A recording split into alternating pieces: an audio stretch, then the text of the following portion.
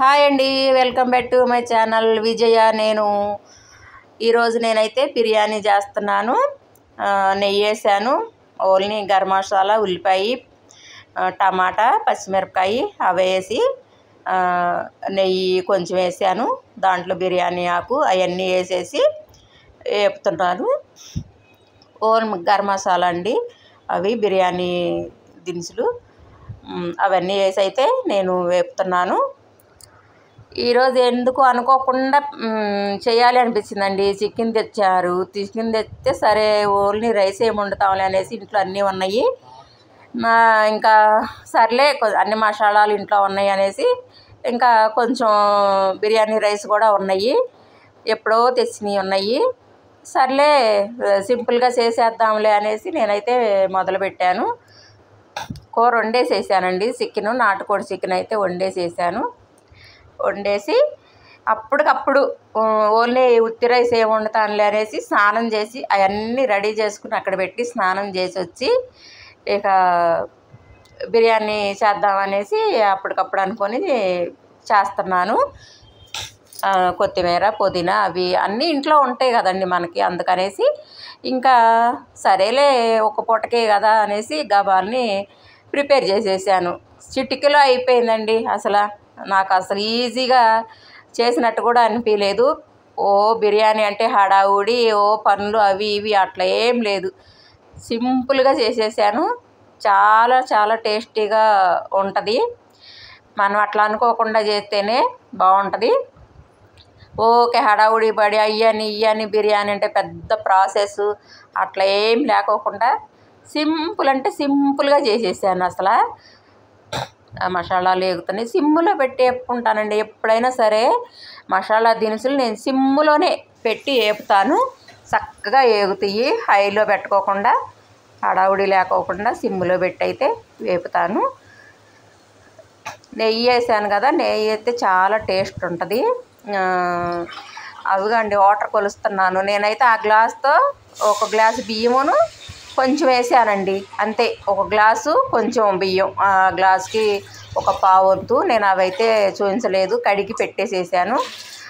దానికి 2 గ్లాసులన్నర నీళ్ళు వేసానండి. ఆ గ్లాస్తో 2 గ్లాసులన్నర నీళ్ళు వేసా. ఒక గ్లాసున్నర బియ్యానికి, గ్లాసున్నర కూడా ఉండవు, ఓన్లీ గ్లాసున్నర అనుకోండి. అదిగో బియ్యం కడిగి నానబెట్టేశాను ముందే. ఇంకా అది మీకు చూపించలేదు, ఓన్లీ బియ్యం కడగటమే కదా అనేసి ఇంకా నీళ్ళైతే పోసేసాను. అవి మరుగుతాయి. కొంచెం లైట్గా ఉప్పు వేసుకుంటే ఇక కొంచెమే కదా తొందరగా అయిపోయిద్ది. ఉప్పు అయితే నేను సరిపడా ఉప్పు వేస్తా. అది చూసారా, లైట్గా తక్కువే వేసాను. ఇంకా ఆ నీళ్లు మరిగితే రైస్ వేసేసుకున్నాము. చూసారా, నీళ్లు మరిగిపోయి పొంగులు వచ్చేసేస్తున్నాయి. ఇగో రైస్ అయితే వేస్తున్నాను. చేతితో వేయట్లేదండి, గరిటతో వేస్తున్నాను. ఎందుకంటే మనం నానబెట్టుకున్న బియ్యం కదా, ఇంకా గరిటతో అంటే చక్కగా వస్తాయి అనేసి నేను గరిటతో వేస్తున్నాను. విరిగిపోకుండా ఉంటాయి, నాని బియ్యం కదా అనేసి నేను సిల్లులు గరిటతో వేస్తున్నాను. చక్కగా ఇంకా అట్లా బియ్యం వేసేసినాక ఒక్క పొంగు వచ్చేసేస్తే మనం సిమ్లో పెట్టేసుకుంటే అస్సలు అడుగంటదు, అసలు పలుకులుగా నీట్గా వచ్చిద్ది రైస్ అయితే మనకి. ఇంకా ఒక పొంగు వచ్చాక సిమ్లో పెట్టేసుకోవాలి, అంతే. ఇంకా దాన్ని మనం తిప్పకూడదు, అసలు ఏం చేయకూడదు. బియ్యం మొత్తం వేసేసినాక ఒకసారి మనం గరిటతో కలబెట్టేసేసి ఇంకా ఒక పొంగు వచ్చేదాకా హైలో ఉంచాలి. ఒక పొంగు వచ్చినాక మనం ఇంకా సిమ్లోకి మార్చేసుకోవాలి. ఇక అంతే. అసలు ఈజీ అండి బిర్యానీ. మనం ఎప్పుడు కావాలంటే అప్పుడు చేసేసుకోవచ్చు, చిటికలో అయిపోయింది. చికెన్ తెచ్చుకున్నప్పుడు ఇంట్లో మసాలాలన్నీ ఉంటే ఈజీగా చేసేసుకోవచ్చు, పెద్ద హడావుడి లేకోకుండా చేసేసుకోవచ్చు. చక్కగా టేస్టీగా తినవచ్చు.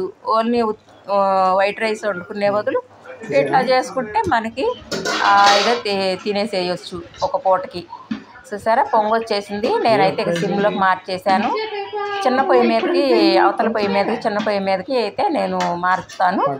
ఇంకా పొంగు వచ్చేసింది కదా, ఇక అవతల పొయ్యి మీద సిమ్లో పెట్టేసి ఉంచేస్తాను. ఇంకా అదే చక్కగా మనం చూడవసరం లేదు, పద్దాకా వెళ్ళవసరం లేదు, గరిటె పెట్టవసరం లేదు. ఇంకా సిమ్లో పెట్టేసేస్తే చక్కగా మగ్గిపోయిద్ది. సిమ్లో పెట్టేసి మూత పెట్టేసి పైన ఒక గిన్నెతో వాటర్ పెట్టేసేస్తే అసలు చక్కగా అయిపోయిద్దండి.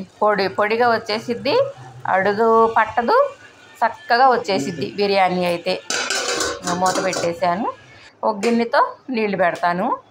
ఇంకా అది చూసారా అసలు ఎట్లా పొడిగా వచ్చేసిందో రైస్.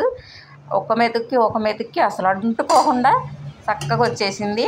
ఇంకా తినడానికి రెడీ అయ్యాము, పెడుతున్నాను. చూసారా మీకు చూపించాను పొడిగా వచ్చిందని. అదిగో కర్రీ కూడా చికెన్ కర్రీ, నాటుకోడి కర్రీ అండి. మేము ఎప్పుడు తెచ్చుకున్నా అదే తెచ్చుకుంటాము. ఈ బాయిలర్ అది మేము తినము, ఎప్పుడైనా తెచ్చుకుంటే అదే తెచ్చుకుంటాము. మటన్ కూడా. ఓకే అండి, బాయ్.